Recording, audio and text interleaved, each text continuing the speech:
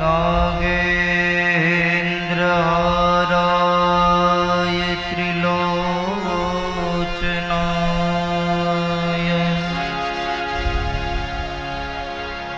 भस्मांगरागाय महेश्वराय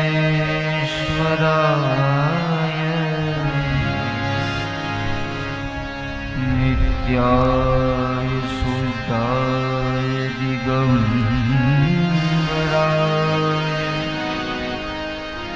तस्मै नकाराय नमः शिवाय तस्मै नकाराय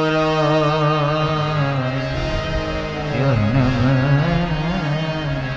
शिवाय।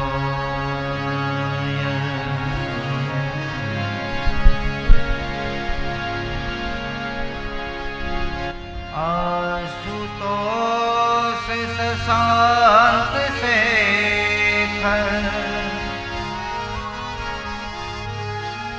चंद्रमौली चिदंबरा कोटि कोटि प्रणाम शंभो कोटि नमन दिगंबरा कोटि कोटि प्रणाम शंभो कोटि नमन दिगंबरा।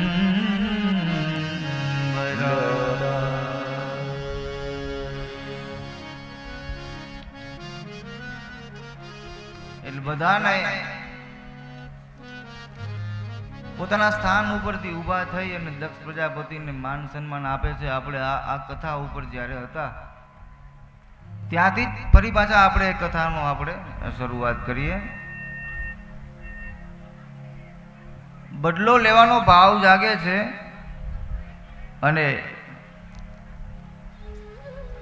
જેને જેના જીવનની અંદર બદલો લેવાનો ભાવ જાગ્યો છે ને એ વ્યક્તિ હંમેશાને માટે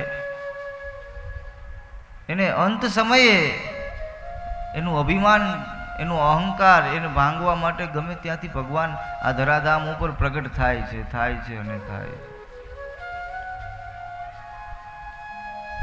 શ્રીમદ ભાગવતની અંદર ચતુર્થ સ્કંદમાં ચોથા સ્કંદની અંદર જે ત્રીજા અધ્યાયની અંદર કથા બતાવી છે.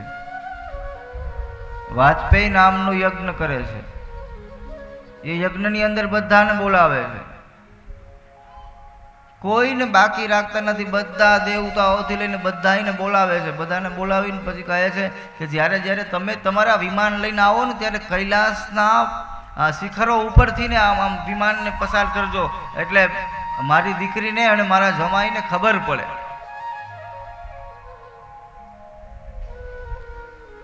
એક પછી એક વિમાન નીકળે છે, એક પછી એક વિમાન પસાર થાય છે. અને પછી માં સતી ભગવાન શંકરને પૂછે છે કે હે દેવાદિદેવ, હે મહાદેવ, આજે આટલા બધા વિમાનો જાય છે પણ આજે કાંઈ છે? આ બધા કઈ બાજુ દેવતાઓ જાય છે અને બધા જાય છે તો તમે કેમ આવ્યા છો? એટલું કીધું ત્યાં તો દેવાદિદેવ મહાદેવે કીધું છે કે મેં તમને એક વાત કીધી નથી, આજે હું તમને કહેવા માંગુ છું. ભગવાન શિવ માં સતીને કહે છે કે આ જે પુષ્પક વિમાનો નીકળે છે ને એ બીજે ક્યાંય જાતા નથી, તમારા પોતાના ઘેરે જાય છે. આ બધા વિમાનો કનખલમાં જાય છે. તમારા પિતાએ એક સુંદર મજાના યજ્ઞનું આયોજન કર્યું છે અને એ યજ્ઞની અંદર બધાને તેડાવ્યા છે. બસ તમને મને આપણને બેને જ નથી તેડાવ્યા.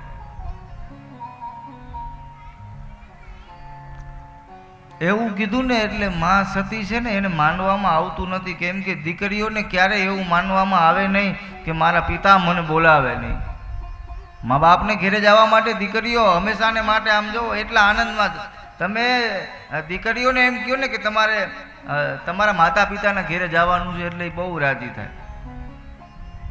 એવી જ રીતે માં સતી ભગવાન શંકરને સમજાવે છે કે આમંત્રણ તો આપણને આપ્યું હોય પણ અહીંયા સુધી કદાચ પહોંચ્યું ન હોય. મારા પિતા થોડી મને ભૂલી જાય. મને આમ લાડકોટથી એને મને મોટી કરી છે અને હવે એ થોડી મને ભૂલી જાય. હે દેવાધિદેવ, કદાચ આમંત્રણ અહીંયા સુધી પહોંચ્યું નહીં હોય ને કાં પહોંચવાની તૈયારીમાં હશે પણ આપણે ત્યાં જવું જોઈએ. માં સતી બહુ સમજાવે છે અને ભગવાન શંકર એમ જ કહે છે, ભગવાન શિવ એમ બોલ્યા છે કે આપણને ત્યાં આ જે યજ્ઞ છે ને એ આપણા માટે નથી. પોતાના પત્નીને સમજાવે છે. માં સતી કહે છે કે નહીં, આમંત્રણ હોય પણ એ આમંત્રણ પહોંચવામાં કદાચ વાર, બહુ એવી રીતે સમજાવે છે પણ માં સતી માનતા નથી.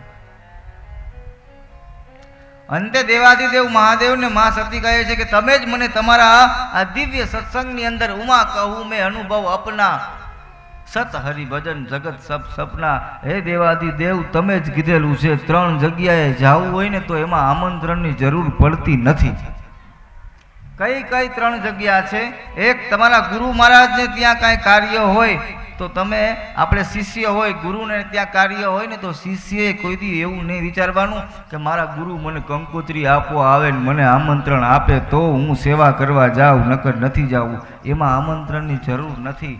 ભગવાન શિવ તમે બીજું એવું બોલ્યા છો કે જ્યાં જ્યાં આવા ભાગીરથ કાર્ય હાલતા હોય, જ્યાં આવી ભગવત કાર્ય હાલતા હોય, જ્યાં આવો દિવ્ય સત્સંગ હાલતો હોય, જ્યાં હરિનું નામ લેવાતું હોય, એમાં તમારે એવું મનમાં નહીં રાખવાનું કે આ ભાગવત કથા સણોસરા ગામમાં સુંદર મજાની બેઠી છે, એની કંકોત્રી આવે ને તો 5 નામ લેવા જવા છે, નકર નથી જવા. તો એમાં તમને જ ખોટ જાય, નુકસાન તમને છે.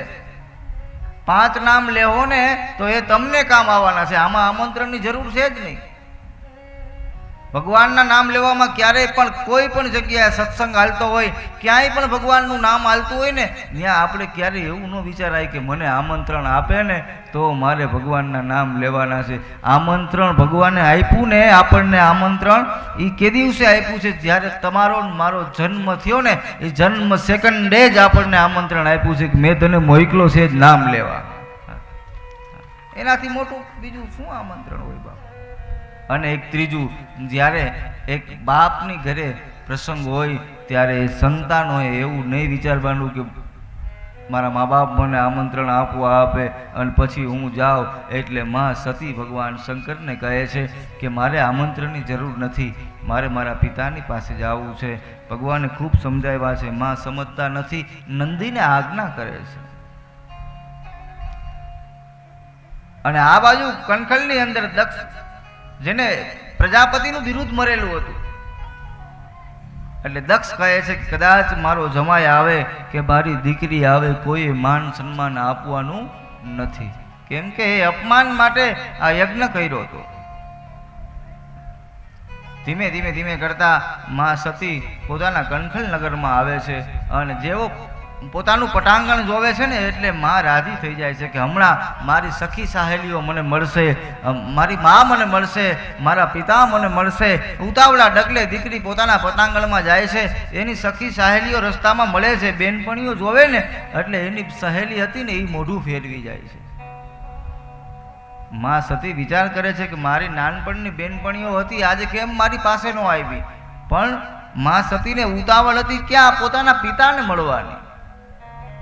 કેટલા બધા એને સપનાઓ વિચાર્યા હતા કે હમણાં મારા પિતા મને મળે ને એટલે મારે થોડો ઠપકો આપવો છે કે પિતાજી તમે આમંત્રણ મોકલવામાં કેમ વાર લગાડી, તમે કેમ આમંત્રણ મને મોડું પહોંચાડ્યું છે કે હજી પહોંચ્યું નથી. આ બધી ચર્ચાઓ કરવાની હતી, કેમ કે દીકરી છે ને એ બાપની સાથે બેસીને બધી વાત કરી શકે.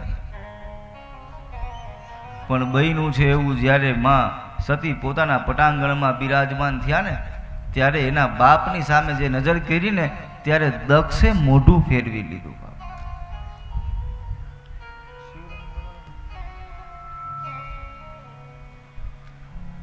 પોતાના પિતાએ મોઢું ફેરવી લીધું ત્યારે દીકરીને બહુ દુઃખ થાય છે. જ્યારે દીકરી છે ને એનો બાપ મોઢું ફેરવી લે ને પછી દીકરીને એટલું દુઃખ લાગે, કેમ કે દીકરી જ્યારે સાસરે ગઈ હોય ને ત્યારે સાસરા પક્ષવાળા હંમેશા દીકરીને એવું કહેતા હોય કે માવતર પક્ષમાંથી જે તમે તૈયારી કરીને આવ્યા છો ને એ બધી તૈયારીઓ અહીંયા બતાવો. જે જે સંસ્કારો તમે લઈને આવ્યા હોય, જે કાંઈ પણ તમે માત્ર ને માત્ર ખાલી રસોઈ હોય ને તોય સાસરા પક્ષવાળા એમ કહે છે કે ત્યાંથી બધું શીખીને આવ્યા હોય ને તમે એ બધું અહીંયા કરો. અને આ બાજુ માવતર વાળા એમ કહેતા હોય દીકરીને કે બેટા તારું આ ઘર નથી, તારું સાચું ઘર બીજું છે. ત્યારે એ દીકરી ખૂણામાં બેસીને રડતી હોય અને વિચાર કરે કે મારું ઘર છે કયું? અહીંયા બેસું તો એમ કે આ તારું ઘર નથી. મારા ઘેરે ન્યા મને માં એમ કહેતા કે આ તારું ઘર નથી, મારું ઘર છે કયું? આ દુઃખના આંસુડા દીકરીઓ પી જાય છે, કોઈને ખબર ના પડે ને. એવી રીતે આ ભારત વર્ષની દીકરી આ પોતાના સંસારી જીવનને હલાવે છે. કદાચ એને સાસરા પક્ષમાં દુઃખ હોય ને તોય મા બાપ સુધી એ પહોંચાડતા નથી. એટલે કહેવાનો તાત્પર્ય મારો એ છે કે દીકરી હંમેશાને માટે બાપને વાલી હોય. આજે બાપે મોઢું ફેરવી લીધું ને ત્યારે મા સતીને એવો વિચાર આવે છે કે મારે હવે જાવું ક્યાં? નક્કી દેવાધિદેવ મહાદેવે મને સમજાવ્યું ને બરોબર હતું. મારે યજ્ઞમાં આવવાની જરૂર છે નહીં, પણ હું ધરારા આ યજ્ઞમાં આવી છું ને આના માટે કદાચ મારે ભોગવવું પડશે. દોડીને માં સતી પોતાના માં પ્રસૂતિના ખોળામાં ગયા છે. ત્યાં જઈ અને મસ્તક રાખી અને માં સતી રડે છે. અને માં પ્રસૂતિએ પોતાની દીકરી ઉપર મમતાનો હાથ ફેરવીને કીધું છે કે બેટા તારે આ યજ્ઞમાં આવવાની જરૂર નથી. અને તું આ યજ્ઞમાં આવી છો, આ તારા પિતાએ યજ્ઞ કર્યો છે ને માત્ર તારા પતિના અપમાન માટેનો યજ્ઞ છે. ભાઈ ઇફેક્ટ આપો ને થોડી. આ યજ્ઞ છે ને એ તારા પતિના અપમાન માટેનો યજ્ઞ છે. વિજય, આ યજ્ઞ છે ને એ તારા પતિના અપમાન માટેનો યજ્ઞ છે. આ યજ્ઞમાં તે આવીને બહુ મોટી ભૂલ કરી છે બેટા. એ રડતા રડતા માં સતી એમ બોલ્યા કે માં મને ખ્યાલ છે મેં ભૂલ કરી છે. આવી એકવાર નહીં માં, મેં ઘણી વાર ભૂલ કરી છે. અને જ્યારે મેં ભૂલ કરી છે ને ત્યારે મારા પતિએ મારો ત્યાગ કર્યો છે. કેમ કે એક કથા એવી પણ છે કે એક વખત માં પાર્વતી ભગવાન આશુતોષ ભગવાન શંકરને ભગવાન શિવને કહે છે કે તમે કોનું રટણ કરો છો? તમારા ગુરુ કોણ છે? ભગવાન દેવાધિદેવ મહાદેવ બોલ્યા છે કે મેં તો મેરે રામ को देख रहा હું, હું મારા રામને જોઉં છું. ત્યારે માએ જીદ કરી છે કે મારે રામને મળવું છે. મારો પતિ દેવાધિદેવ દેવોનો દેવ મહાદેવ જે રામને નજરથી જોતા હોય એ રામ કેવા હશે? મારે પણ રામના દર્શન કરવા છે. આ દેવતાઓની અંદર બધા દેવ છે, તમે દેવોના દેવ છો, મહાદેવ છો. આ જગતનો આ સૃષ્ટિનો કોઈ પણ જીવ જ્યાં સુધી શિવના ચરણ ન આવે ત્યાં સુધી એનો મોક્ષ મળતો નથી. એ ભગવાન શિવ જો રામને જોતો હોય તો એ રામ કેવા હશે? એને મારે જોવા છે. અને બરાબર એમ કહેવાય છે કે એ રામ દર્શન માટે આવ્યા હતા. એ સમયે ભગવાન રામ માં જગદંબા જાનકીને ગોતવા માટે જતા હતા. હે સીતે, હે સીતે, હે સીતે. ત્યારે માં પાર્વતીએ વિચાર્યું કે આ રામ છે? એક પત્નીની પાછળ પાગલ થઈને ગોતવા માટે જાય છે મારો પતિ, આનું દર્શન કરવા માટે? દેવાધિદેવ મહાદેવ બેઠા હતા અને માં પાર્વતી કીધું કે હું જાઉં છું, થોડી વારમાં આવું. મારે રામની પરીક્ષા લેવી છે, પરીક્ષા કરવી છે. ત્યારે ભગવાન શિવ બોલ્યા કે ધ્યાન રાખજો, પરીક્ષા કરવી સહેલી નથી. એ કોઈ સાધારણ વ્યક્તિત્વ નથી, એ રામ છે, મર્યાદાનું પ્રતીક છે બાપ. અને માં સીતાનું રૂપ લઈ અને ત્યાં ગયા અને એને માં સીતાનું સ્વરૂપ લઈને ગયા ને એટલે રામની પાસે જઈને ઊભા રહી ગયા કે હે સીતે, હે સીતે, મને હું કામે ને ગોતો છો? હું તો સામે જ ઊભી છું. જ્યારે રામે એમ કહેવાય છે કે સામે નજર કરીને જોઈને આંખ બંધ કરીને બે હાથ જોડીને ખાલી એટલું જ કીધું કે માં એકલા આવ્યા છો, મારા બાપુજીને હાથે નથી લઈ આવ્યા? એટલું જ કીધું છે. કે આપ મારા માં છો. ભગવાન શિવ છે ને એમ પિતા છે. આદ્ય ગુરુ શંકર પિતા નટરાજ રાજ નમો નમઃ. ભગવાન રામ શિવનું ભજન કરે, ભગવાન શિવ રામનું ભજન કરે. ભગવાન શિવ ગોકુળમાં આવી અને કૃષ્ણનું દર્શન કરે. કૃષ્ણ પ્રભાસ પાટણમાં સોમનાથ દાદાના સાનિધ્યમાં જઈ અને પોતાના પ્રાણનો ત્યાગ કરે. આમાં બધા એક ને એક જ છે. આ તો આપણે આમથી આમ આમ કરી નાખ્યા છે બાપ. જ્યારે ભગવાન ઘણા ભક્તો શિવનું નામ નથી લેતા, પણ દીવો મૂકવા તો ત્યાં જ જવો પડે.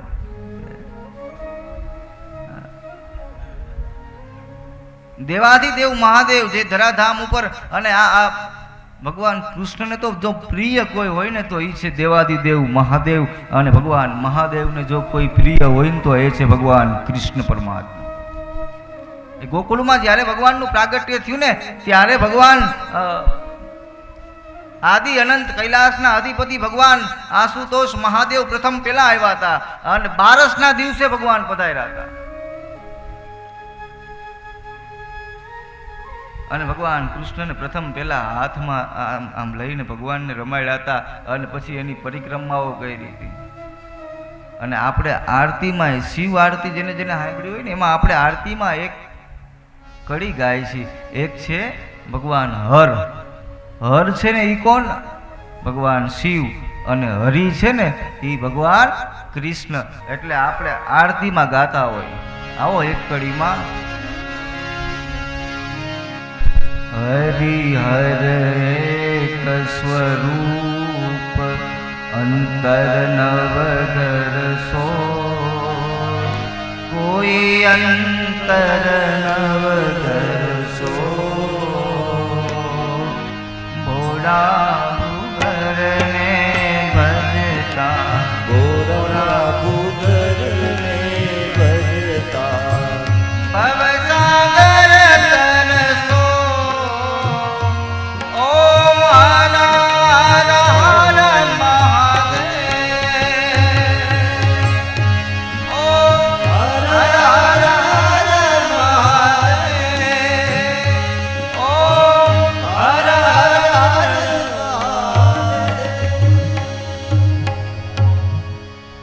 હરિહર એક સ્વરૂપ.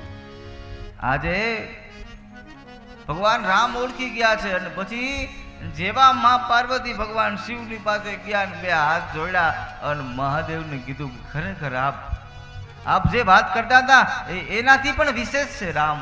મને ઓળખી ગયા.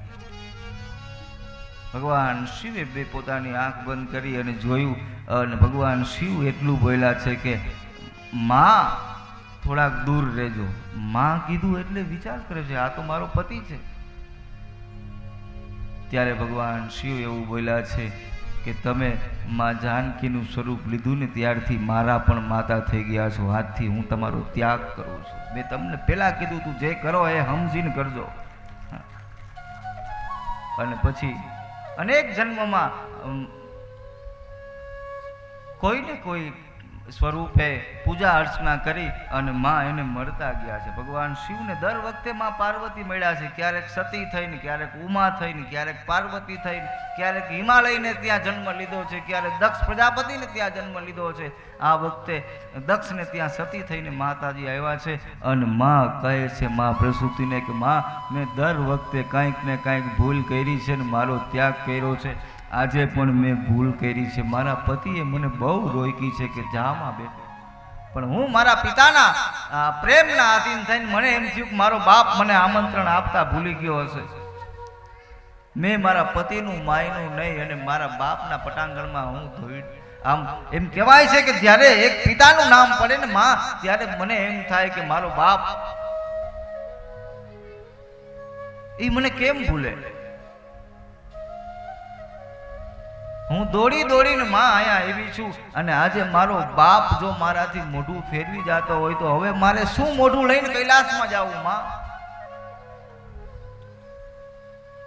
આજ દિવસ સુધી મારા પિતાએ મને લાડે કોડે મોટી કરી છે ને આજે એ સમય આવી ગયો કે મારો બાપ મારાથી મોઢું ફેરવી જાય.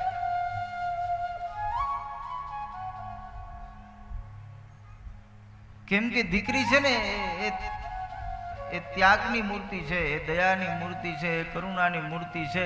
પણ જ્યારે એનો બાપ એનાથી દૂર થઈ જાય ને પછી એ દીકરી બહુ બહુ દુઃખી થાય છે, મનથી દુઃખી થાય કે મારો બાપ જેની પાસે મને અપેક્ષા છે. દીકરીઓને કોની પાસે અપેક્ષા હોય? વધારેમાં વધારે દીકરીઓને અપેક્ષા કોની પાસે હોય ખબર? પોતાના પિતાની પાસે, પોતાના ભાઈઓ પાસે. પણ જ્યારે તમારી પાસે અબજો રૂપિયાની ધન દોલત સંપત્તિ હોય અને જ્યારે દીકરી વિદાય થતી હોય ને ત્યારે એ એના હાથના થાપા હે ને એ આપણા ઘરમાં એ આપતી જાય છે. શું કામ? એમ કહે છે કદાચ સમય આવે આ સંપત્તિ આપણી પાસે છે એની જરૂરિયાત આપણા ભાઈઓને પડે ને તો આ દીકરી અત્યારથી સહી સિક્કા કરતી જાય છે કે આમાં મારો અધિકાર આજથી હું પૂરો કરું છું. બાપ, આજથી મારે કાંઈ જોઈ નહીં. તમારે 4-4, 5-5 દીકરાઓ હોય, રાત્રે 12-1 વાગે અને એ બાપને મજા ન હોય તો દીકરા કદાચ બજારમાં આટા મારતા હોય પણ દીકરી 100-150 કિલોમીટર દૂર હોય ને ખબર પડે મારા બાપને મજા નથી તો એ 1.5 થી 2 કલાકમાં દીકરી તમારા પાસે હાજર હશે. બાપ, એ દીકરીઓ પ્રેમની મૂર્તિ છે, દીકરીઓ દયાની મૂર્તિ છે, દીકરી કરુણાની મૂર્તિ છે. દીકરીએ ક્યારે લગ્ન સમયે એના પિતાજીની પાસે કાંઈ માગ્યું નથી કે મને કરિયાવરમાં આ લઈ દેજો ને આ લઈ દેજો. દીકરીએ કાંઈ માગ્યું નથી અને ભારત વર્ષના પિતાએ દીકરીને દેવામાં કાંઈ બાકી રાખ્યું નથી. પછી મહેનત મજૂરી કરતા હોય તો એ ભલે, પણ એ દીકરીઓને બહુ આપ્યું છે. કેમ કે એ દયાની મૂર્તિ છે, એક ત્યાગની મૂર્તિ છે.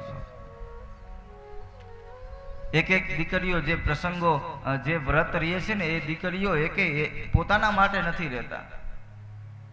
એકાદું વ્રત એવું રહે કે એના ભાઈને આપી દે, એનું પુણ્ય બધું ભેગું કરીને. એકાદું વ્રત એવું રહે કે એના પતિને આપી દે.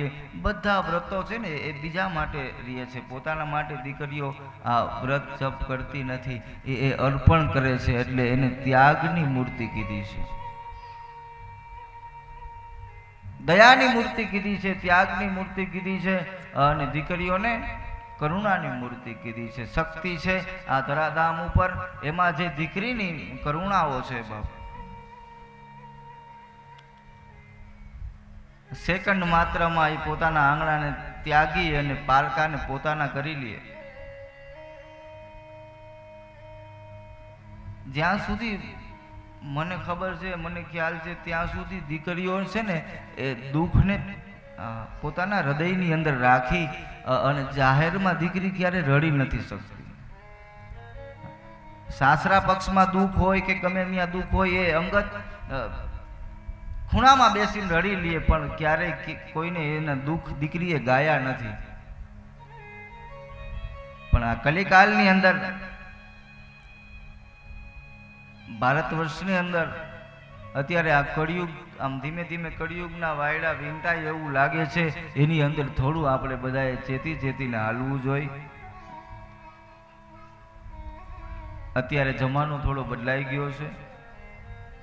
આપણા સંસ્કાર, આપણી સંસ્કૃતિ એ આપણે જાળવી રાખવી જોઈએ. આપણે કયા પરિવારમાંથી છે, આપણે કોના સંતાનો છે, બસ આટલું આપણા મનમાં રાખીને આપણે જો હાલતા હોય ને તો એ આનંદ જીવવાનો અનેરો આવે છે. જાજો સમય મારે લેવો નથી, પણ માત્ર ને માત્ર મને એક વાત એવી યાદ આવે છે કે દીકરી કેટલી દયાની મૂર્તિ છે એનો એક પ્રસંગ મને યાદ આવે છે. બાપ, એક ગામમાં એક પિતાનું અવસાન થઈ ગયું હતું ને ચારેય દીકરા, એમ કહેવાય છે કે એ પિતાને સ્મશાન સુધી લઈ જતા હતા, અગ્નિ સંસ્કાર કરવાના હતા અને આખું ગામ એની સાથે સાથે જાતું હતું. એમાં રસ્તામાં કોઈ એક શેઠ આવ્યા છે અને એને સ્મશાન યાત્રાને રોકાવી અને કીધું છે આ ચારેય દીકરાઓને કે આ તમારા પિતાજી છે ને એની પાસેથી મારે 5 લાખ રૂપિયા લેવાના છે અને એ દેવ થઈ ગયા છે. તમે મને અત્યારે ને અત્યારે 5 લાખ રૂપિયા આપો. એ ચારેય દીકરાએ કીધું છે આ શેઠને કે મારો બાપ વયો ગયો છે, મારા પિતા વયા ગયા છે, એના અગ્નિ સંસ્કાર કરવા દો, પછી અમે કંઈક વ્યવસ્થા કરી. ત્યારે એ શેઠે કીધું છે કે એ બધું પછી, પહેલાં મને મારી રકમ જમા કરાવો, ત્યાં સુધી હું તમને આગળ નહીં જવા દઉં. દીકરાઓ અને બધા આજુબાજુવાળા ગામવાળા આને સમજાવે છે શેઠને કે જો સામે સ્મશાન છે, હવે બહુ જાદુ નથી જવાનું, હમણાં થોડી વાર પછી વ્યવસ્થા કરી દેવું. કે નહીં, મને અત્યારે જોઈ, અને જો તમે મને અત્યારે પૈસા નહીં આપો ને તો આ ડેડ બોડી છે ને એને મારી પાસે રાખો, પૈસા આપીને લઈ જાજો. ગામના સમજાવ્યા શેઠને કે માણા સોનું ગીરવે રાખે, માણા બીજું કાંઈ ગીરવે રાખે, તમે આ ડેડ બોડીને ગીરવે રાખીને શું કરશો?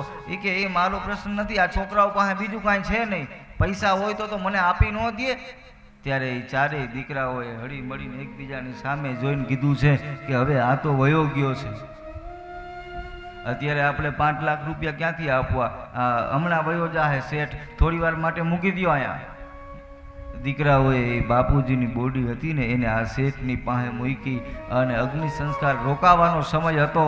અને ત્યારે ગામનો કોઈ વ્યક્તિ દોડી અને એના ઘરે ગયો છે, જે ખૂણામાં દીકરી બેઠી બેઠી રડતી હતી, કેમ કે બહેનોને ખબર હોય એ ત્યાં સુધી જઈ ન શકે સાથે. એ દીકરીને કોઈ આવીને કીધું છે કે બેટા જલ્દી ઊભી થા, તારા બાપના અગ્નિ સંસ્કાર રસ્તામાં રોકાઈ ગયા છે. કહે છે કેમ? કોઈ ખબર નહીં, કોઈ શેઠ આવ્યા છે ને એમ કહે છે 5 લાખ રૂપિયા આપો, મારે તારા પિતા પાસે લેવાના હતા, એ 5 લાખ રૂપિયા નહીં આપો ત્યાં સુધી અગ્નિ સંસ્કાર કરવા નહીં દે. એટલું કીધું ને ત્યાં તો દીકરી પોતાના જગ્યા ઉપરથી ઊભી થઈ છે. બાપ, સાસરા પક્ષના ઘરેણા, માવતર પક્ષના ઘરેણા બધા ભેગા કરીને આ દીકરી દોડીની શેઠની પાસે જઈને કીધું કે લ્યો શેઠ, આ બધા મારા ઘરેણા છે ને એ બધા હું લઈને આવી છું, અને હજી તમારા 5 લાખમાં કાંઈ ઘટશે ને તો હું ઘરના કામ કરીને તમને પૈસા પૂરા પડીશ, પણ મારા બાપુજીની આ બોડી તમારી પાસે છે ને એને જલ્દીથી અગ્નિ સંસ્કાર થાય ને એના માટે મોકલી દો. આ તમારા રકમ હું જમા કરાવી દઉં છું, મારા પિતાના અગ્નિ સંસ્કાર બાકી છે ને. એટલું કીધું ને ત્યાં તો શેઠ રડવા માંડ્યા, 2 હાથ જોડ્યા દીકરીની પાસે. કહે છે બેટા તારી સંપત્તિ પાછી લઈ લે, હું કોઈ તારા પિતાનો દુશ્મન નથી, હું તારા પિતાનો મિત્ર છું. તારા પિતાજીને જે બીમારી હતી ને એ મને એકને જ ખબર છે. એ હોસ્પિટલની અંદર ડૉક્ટરે એવું કીધું ને કે હવે બહુ થોડો સમય છે તમારી પાસે, ત્યારે એને 50 લાખ રૂપિયા મને આપ્યા છે તારા પિતાએ. હું એની પાસે માંગતો નથી, મારે દેવાના છે, પણ એ અંત સમયે મને એટલું કહેતા ગયા હતા કે હું રહું ન રહું, મારા ઘરમાં તમને યોગ્ય પાત્ર લાગે ને એને આ આપી દેજો. હું તો જોતો તો તમારા ઘરમાં યોગ્ય પાત્ર છે કોણ બેટા? તારા ચારેય ભાઈઓને તો તારા પિતાજીને અહીંયા મારી વચ્ચે મૂકીને હાલતા થયા હતા, પણ દીકરી તું દયાની મૂર્તિ છે, તું પ્રેમની મૂર્તિ છે, તે તારા ઘરેણા ગીરવે મૂકીને તારા પિતાના અગ્નિ સંસ્કાર કરવા માટે તે તારી આ જિંદગી દાવ પર મૂકી છે. બેટા આ 50 લાખ રૂપિયા હું તને અર્પણ કરું છું. ત્યારે એ દીકરી એમ બોલી છે કે આનો અધિકાર મારો નથી, હું તો થાપા મારીને આવ્યું છું, ભલે ગાંડા કેલા પણ છે મારા ભાઈઓ, આ સંપત્તિ એને અર્પણ કરો, મને તો માત્ર બસ મારા પિતાના અગ્નિ સંસ્કાર પૂર્ણ કરાવો. એટલે આ દીકરીને દયાની મૂર્તિ કીધી છે. દીકરી બાપને બહુ વાલી હોય છે, એટલે આપણે આપણા કવિઓ કહે છે ને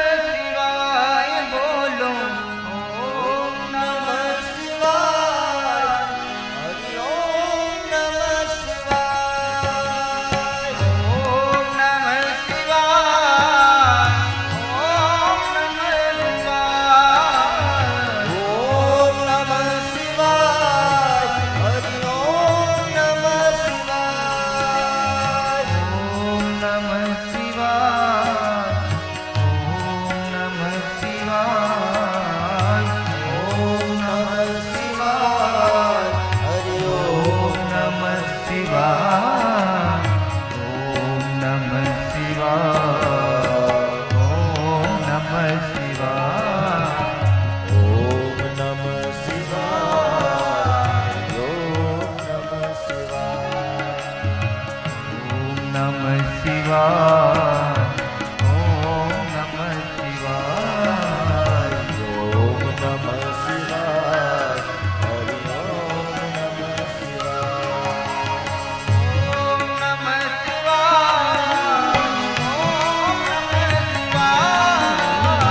ઓમ નમઃ શિવાય હરિ ઓમ નમઃ શિવાય બોલો બોલો ઓમ નમઃ શિવાય ઓમ નમઃ શિવાય ઓમ નમઃ શિવાય હરિ ઓમ નમઃ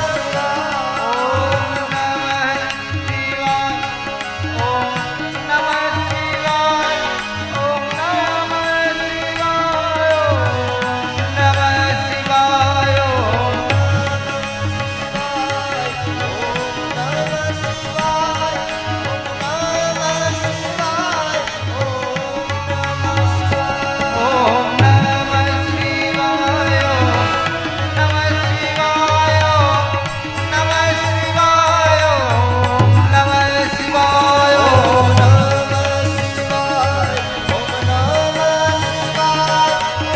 નમઃ શિવાય ધીમે ધીમે ધીમે ધીમે કરતા જે કથા ઉપર આપણે જાતા હતા એ કથા પહેલા રિપીટ ઓછું કરો તમારો અવાજ સમજાતો નથી રિપીટ ઓછું કરો હરિઓમ જે કથા ઉપર આપણે જ્યાં આપણે હતા એ માં પ્રસૂતિ પોતાની દીકરીને સમજાવે છે કહે છે કે બેટા તારે આવવાની જરૂર નહોતી એ સતી પોતાના સ્થાન ઉપરથી ઊભા થાય છે હવે આ દીકરી છે ને એક શક્તિનું સ્વરૂપ લે છે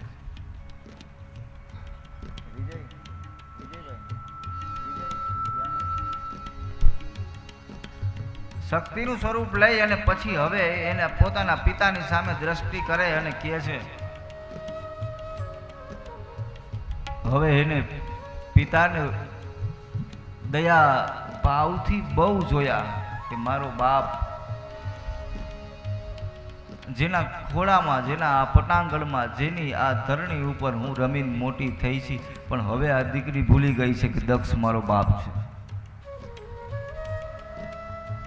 દક્ષની સામે નજર કરીને એટલું જ કીધું છે માએ કે હે દક્ષ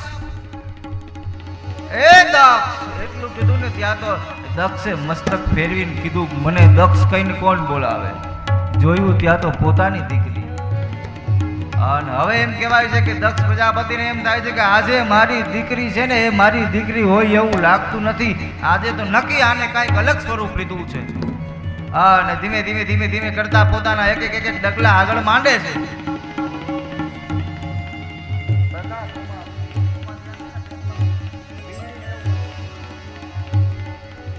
એક ડગલું આગળ માંડે અને બધા દેવતાઓની સામે જોવે છે અને માં એમ કહે છે કે યાદ રાખજો જ્યાં જ્યાં મારા પતિનું સ્થાન નથી ત્યાં તમે આવ્યા છો હા તમારે બધાયને આનો હિસાબ ચૂકતે કરવો પડશે તમારે બધાયને આ ભોગવવું પડશે દેવતાઓની સામે માએ બધે નજર કરી અને જ્યાં યજ્ઞ હાલતો હતો એ યજ્ઞની બાજુમાં જઈ અને માએ જમણા પગના અંગૂઠામાંથી એક અગ્નિ પ્રાજ્વલિત કરી અને એ અગ્નિ પ્રાજ્વલિત કરીને પછી માં વિચાર કરે છે કે હવે મારે જાવું કઈ બાજુ હવે એક કામ કરું હું અગ્નિની અંદર મારે અને માએ એમ કહેવાય છે કૂદકો માર્યો છે અગ્નિમાં અગ્નિની અંદર માં પોતાના દેહને બાળવા માંડે છે બધા દેવતાઓ જોઈ અને ભગવાન શિવનું ધ્યાન ધરે છે કહે છે મહાદેવ ત્રાહિમામ આજે અનર્થ થઈ ગયું આજે માં અગ્નિમાં બળે છે ભગવાન શિવને કૈલાસની અંદર જેવા સમાચાર મળ્યા જટામાંથી વાળમાંથી વીરભદ્રની ઉત્પત્તિ કરી છે જટાના માત્ર એક વાળમાંથી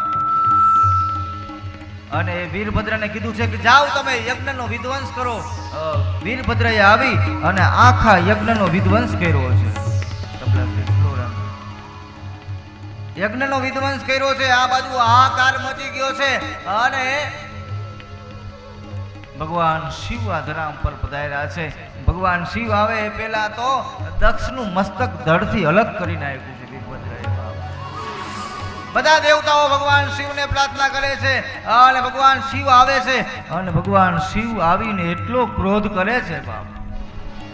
માના પોતાના પત્નીના દેહને બળતો જોવે છે અને એને માં સતીના દેહને હાથમાં લઈ અને ભગવાન શિવ ત્રાંદવ નૃત્ય કરે છે. પણ કેવી રીતે?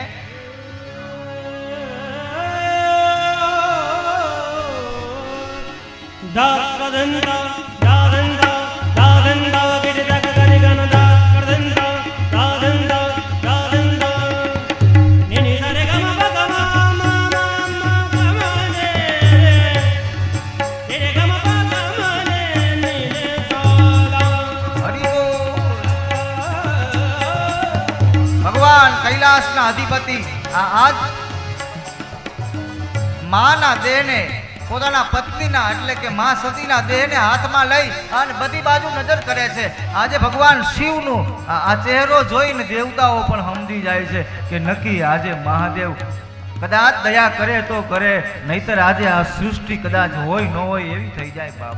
કેમ કે ભગવાન શિવ એ ભોળાનો નાથ છે. એ ધારે તો દયા કરી શકે અને એ ધારે તો ત્રીજું નેત્ર ખોલે ને તો બારીને ભસ્મ કરી નાખે. એટલો ક્રોધિત પણ છે. આજે ભગવાન શિવ માં સતીના દેહને હાથમાં લઈ અને એ ત્રાંડવ નૃત્ય કરે છે. પણ એ કેવું ત્રાંડવ? જટાટવી ગલજ્જલ પ્રવાપાવિતસ્થલે ગલે વયં ગલં ભુજંગ ગુંગ માલિકો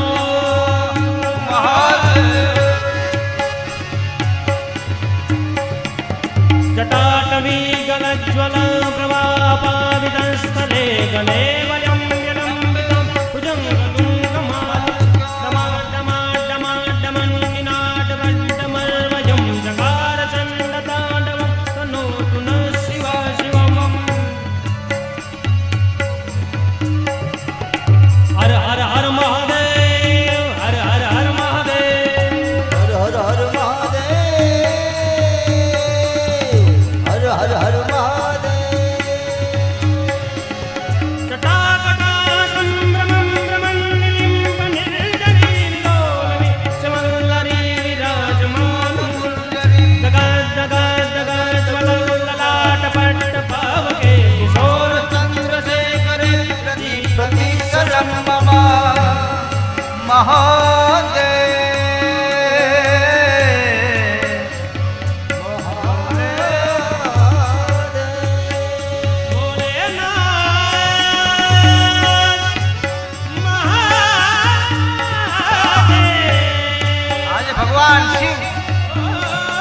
તાંડવ નૃત્ય કરે છે, ભાન ભૂલી જાય છે અને બધા દેવતાઓ ભગવાન શિવને પ્રાર્થના કરે છે.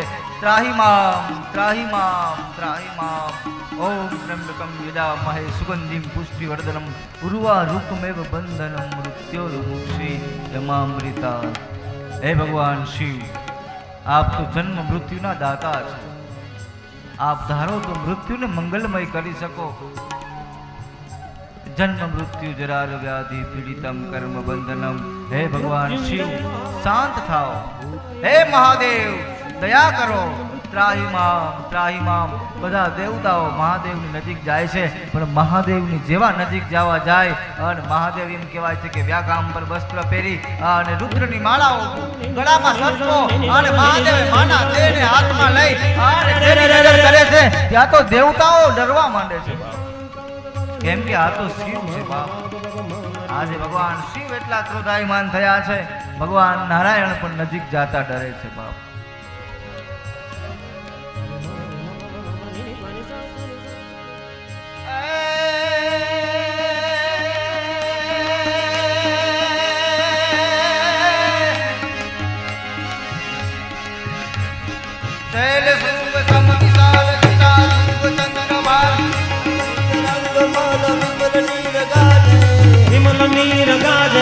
લોટન થઈ લાલ લાલ ચંદન કી ગોરી બાલ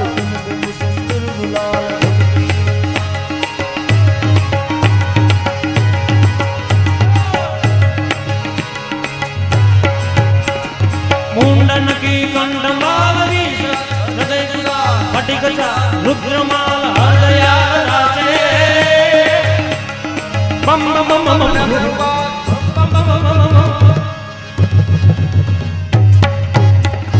બમ બમ બમ ડમરુબાજ નાદ વેદ સરસુતાજ બોલે મહારાજ રાજ તાંડવ નાચે બોલે મહારાજ રાજ તાંડવ નાચે આદિ શિવ ઓમકાર ભજન હરત પાપ ભા નિરંજન નિરાકાર ઈશ્વર નામી નાયક નવનિધિ દ્વાર ઓપત મહિમાય પાર સર્જન સંસાર સાર શંકર સ્વામી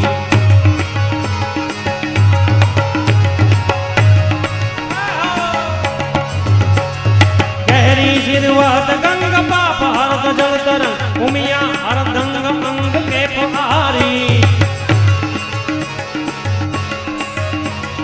સુંદર મૂર્તિ સમ્રાટ હરદમ જુગ જોડી હાથ ભજો મન ભીમનાથ શંકર બારી ભજો મન ભીમનાથ શંકર બારી બોલે મહારાજ આજ તાંડવ નાચે શંકર મહારાજ આજ બોલે મહારાજ આજ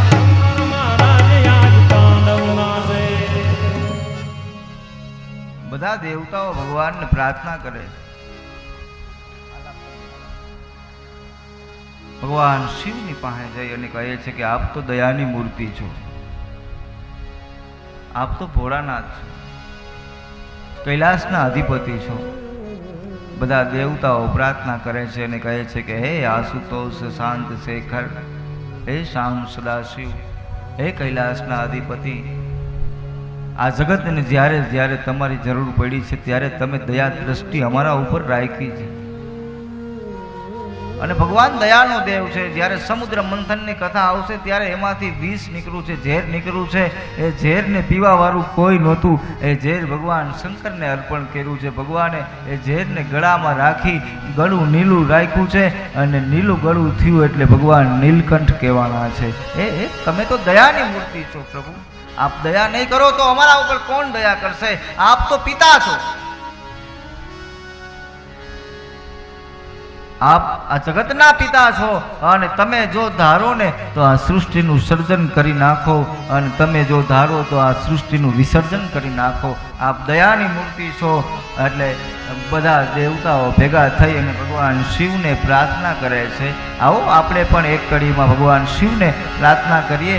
એટલે બધા દેવતાઓ કહે છે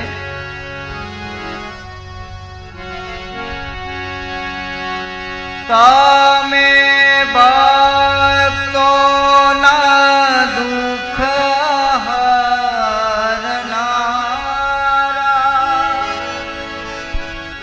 શુભ સૌનું સદા કરનારા.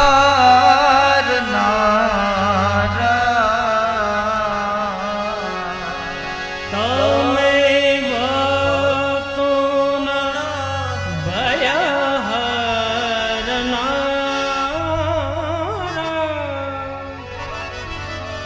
શુભ સૌનું સદા કરનારા. હું તો મંદમતી તારી અગણગતિ કષ્ટ કાપો, દયા કરી શિવ દર્શનયા.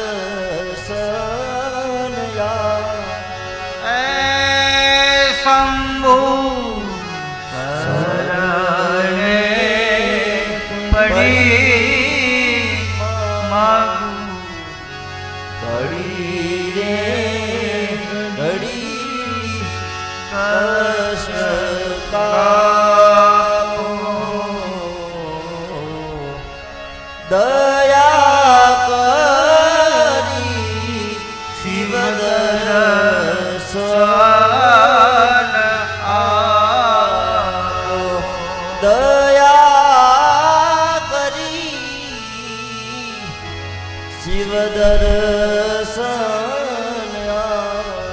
અને ભગવાન શિવને ને બધા દેવતાઓએ પ્રાર્થના કરી છે, ભગવાન શિવની સ્તુતિ કરી છે અને અંતે કહેવામાં આવ્યું છે કે આ યજ્ઞને પૂર્ણ કરાવો.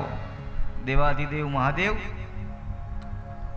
યજ્ઞ અધૂરો રહે ને એ જગ કલ્યાણ માટે સારું નથી. ભગવાન શિવ કહે છે યજ્ઞ તો પૂર્ણ કરાવવું, પણ એનો યજમાન ક્યાં? એનો યજમાન તો હોવો જોઈએ ને, જે યજ્ઞનો પ્રારંભ કર્યો હતો. અને યજમાન તો દક્ષ હતા અને દક્ષનું મસ્તક તો ધડથી અલગ થઈ ગયું છે અને પછી બકરાનું મસ્તક દક્ષને અર્પણ કર્યું છે અને એને સજીવન કરી અને હવે દક્ષને ભગવાન શિવનું નામ લેવું છે, પણ બકરો છે એટલે એ તો બોલી ન શકે. બકરાનું મસ્તક ચડાવ્યું છે, હવે એ સ્તુતિ કરે નહીં. એટલે આપણે પણ તમે જો ભગવાન શિવના મંદિરે જાય ને એટલે દક્ષે જેમ બકરાના મસ્તકમાં સ્તુતિ કરી હતી ને એવી રીતે આપણે ભક્તો ભગવાન શિવાલયમાં સ્તુતિ કરતા હોય. જે સમય હતો ભગવાન શિવ નામના ભજનનો, જે સમય હતો ભગવાન કૃષ્ણ નામના ભજનનો, જે તમારી અને મારી પાસે સમય હતો આ બકરાનું મસ્તક. એટલે મારો કહેવાનો તાત્પર્ય એવો છે કે જ્યારે તમારો મારો સમય આવશે ને ત્યારે આપણું મુખ એવું થઈ જાય કે આપણે એનું નામ ન બોલી શકીએ. પછી એના માટે હવે આમાં કોઈક 100 ની આસપાસ વર્ષના વૃદ્ધ માજી હોય, કોઈ 90-95 પહોંચી ગયા હોય, તમે એને કહેજો કે બા હાવેણો હાલ્યો, આ કથાનું મંડપને છે ને આપણે સ્વચ્છ બનાવવાનો છે. બોલો એ થાય એનાથી? એનાથી માત્ર પ્રભુનું નામ લેવાય. પણ તમારી મારી યુવાની છે, આપણાથી બધું થાય, આપણાથી આ થાય એમ છે તોય આપણે કરી નથી શકતા, તો પછી અંત સમયે આપણે કેમ એની પાસે રહેવું? આ બકરાનું મસ્તક એટલે એને હું એ જ માનું છું કે તમારું મારું જે આ મસ્તક છે, અત્યારે તમે રામ બોલી શકો, તમે શ્યામ બોલી શકો, તમે શિવ બોલી શકો, તમે મા ભગવતીનું નામ બોલી શકો, તમે સ્વાધ્યાય કીર્તનમાં જઈ શકો, તમે સત્સંગોમાં જઈ શકો.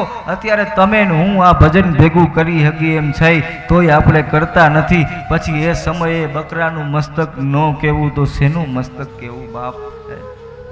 જે સમય હતો એને આપણે વેડફી નાખ્યો છે અને પછી જ્યારે જરૂર પડી ત્યારે તમે ને હું આપણે મંદિરોમાં જાય કે પ્રભુ કલ્યાણ કરો, હવે દયા કરો. ત્યારે ભગવાન એમ કહે છે તને સમય તો આપ્યો તો ત્યારે તું હતો ક્યાં?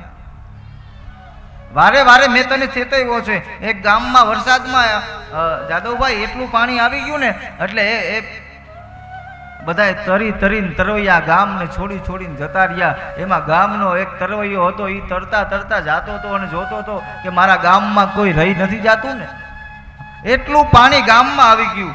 એટલે એને જોયું એક બાપા હતા ને, એ માળા કરતા હતા, આટલે પાણી પહોંચી ગયું. ત્યાં માળા કરતા હતા ને એ તરવૈયો એના રૂમમાં ગયો અને એને જગાડ્યા.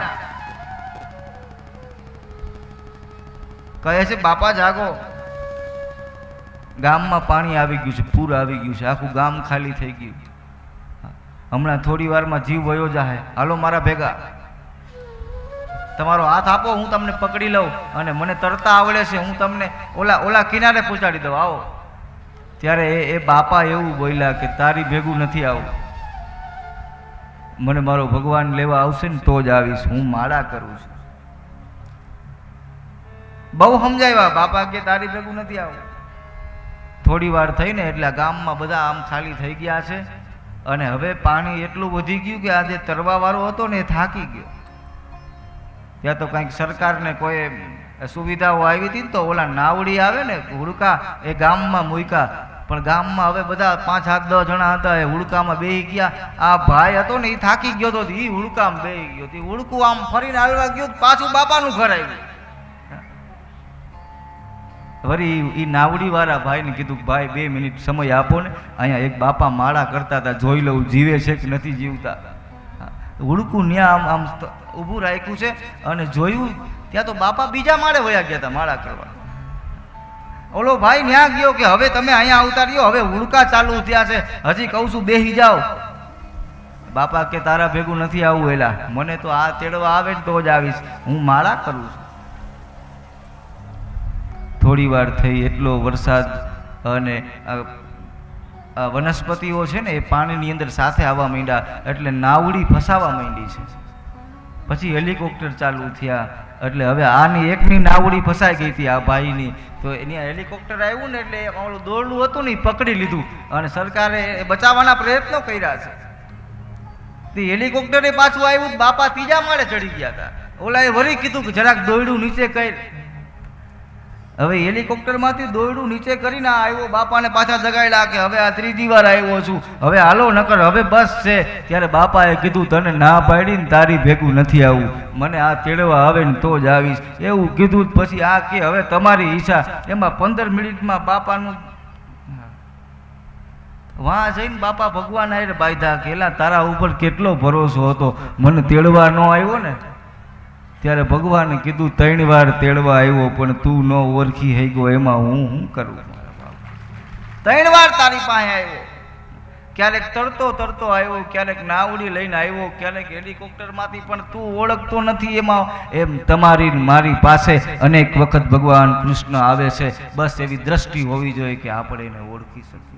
એ દ્રષ્ટિ માટે થઈ અને ભગવાન દેવતાઓએ પ્રાર્થના કરી છે કે અમે ઓળખી શકીને એવી દ્રષ્ટિ અમારામાં નથી, એટલે હે ભગવાન શિવ એવી કૃપા કરો અને અમને એવી દ્રષ્ટિ આપો. કેવી?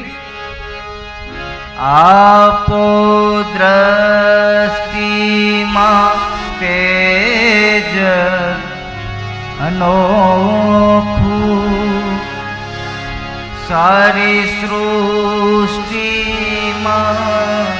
શિવરૂપ દેખું. દ્રષ્ટિમાં તેજ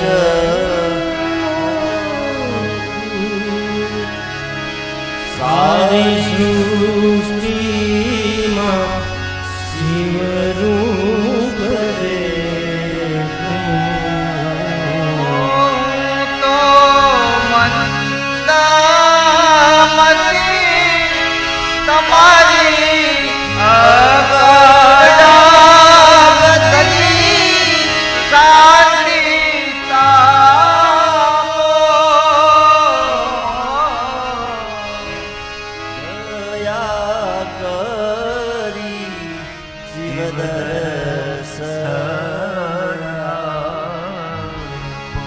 મહાદેવને બધાએ પ્રેમથી અને ભગવાન કહે છે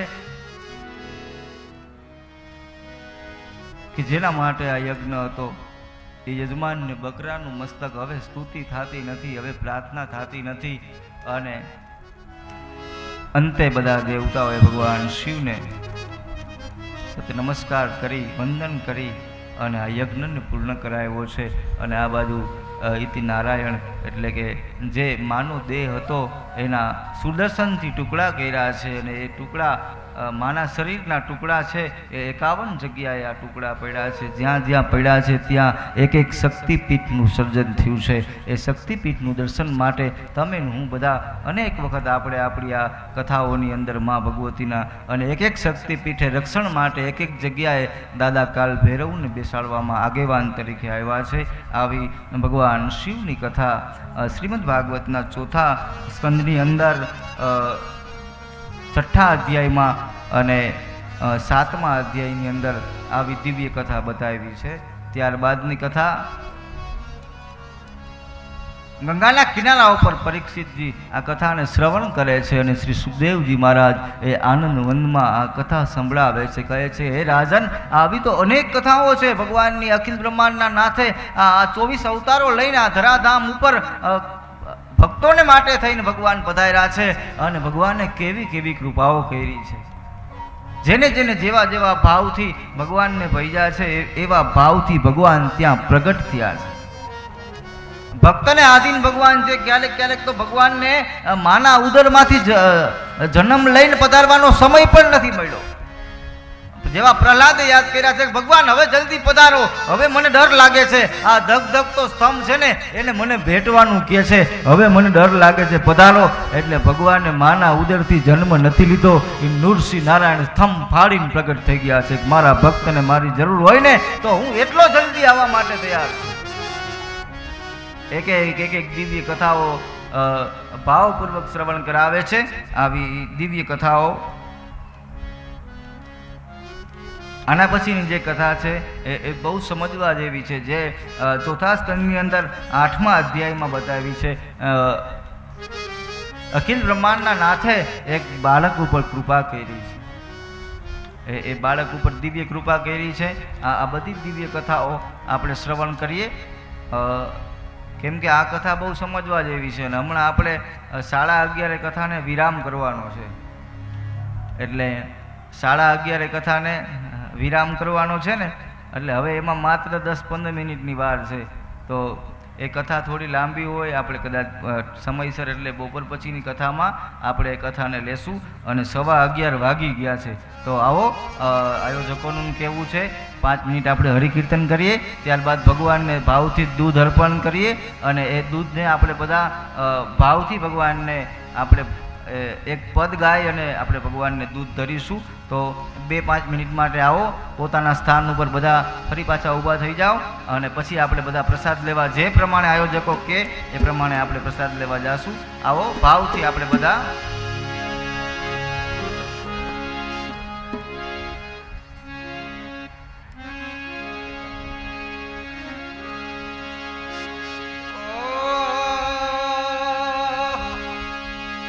હાલો હાલો સણોસરા ગામડે રે, હાલો હાલો સણોસરા ગામડે રે, હાલો હાલો સણોસરા ગામડે રે, હાલો હાલો સણોસરા ગામડે. ત્યાં જઈ ભાગવત સાંભળીએ આપણે રે, ત્યાં જઈ ભાગવત સાંભળીએ આપણે રે, ત્યાં જઈ ભાગવત સાંભળીએ આપણે રે, ત્યાં જઈ ભાગવત સાંભળીએ આપણે રે. હાલો હાલો હાલો હાલો સણોસરા ગામડે રે, હાલો હાલો સણોસરા ગામડે. હે જગતગુરુ હરિ બોલ, શ્રી રાધે, જય હો. જય જય રાધે રાધે.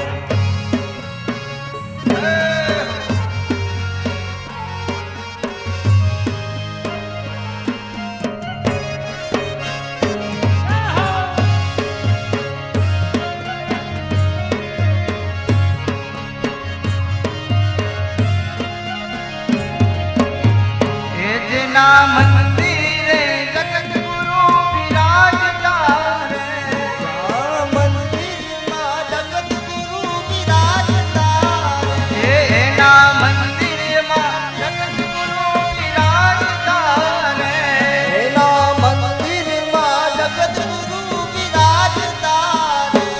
એ તો ભાગવત સ્વરૂપે અવતારે, એ તો ભાગવત સ્વરૂપે અવતારે, એ તો ભાગવત સ્વરૂપે અવતારે, એ તો ભાગવત સ્વરૂપે અવતારે. હાલો હાલો સણોસરા ગામડે રે, હાલો હાલો સણોસરા ગામડે રે, હાલો હાલો હાલો હાલો સણોસરા ગામડે. એ દ્વારિકાનો રાજ મારો રાજા રણછોડ છે, એને મને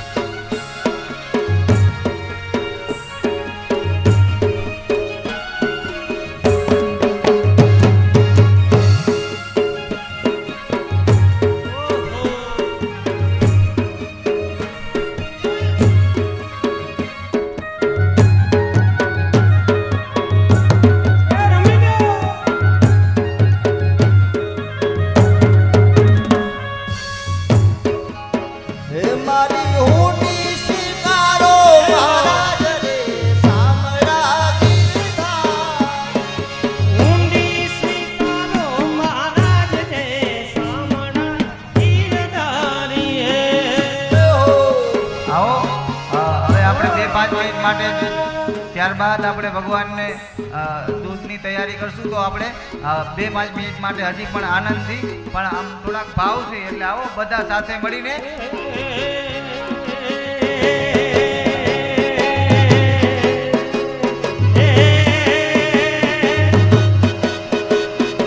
દિશાનો દરિયો વચ્ચે શેઠને સાંભળ્યો, દિશાનો દરિયો વચ્ચે શેઠને સાંભળ્યો, દ્વારિકાનો નદને મારો દ્વારિકાનો ના,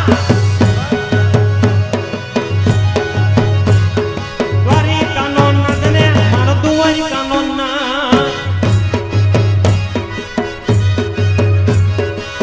દ્વારિકાનો નદને મારો દ્વારિકાનો ના.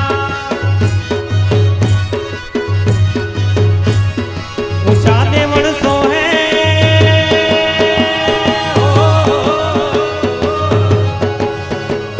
ઊંચા દેવળ સોહે મન ગમતો ગુમતી ગાઢવે, ઊંચા દેવળ સોહે મન ગમતો ગુમતી ગાઢવે, દ્વારિકાનો નાથને મારો દ્વારિકાનો ના.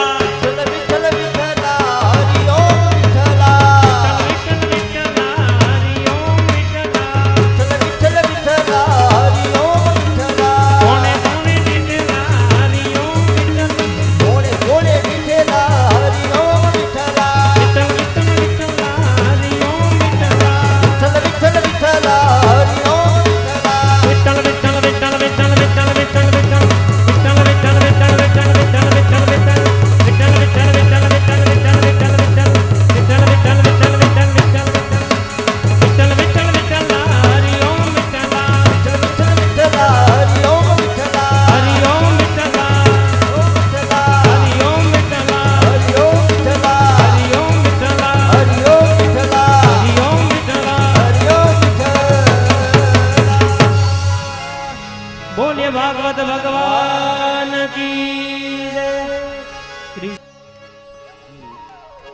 હરિ ઓમ.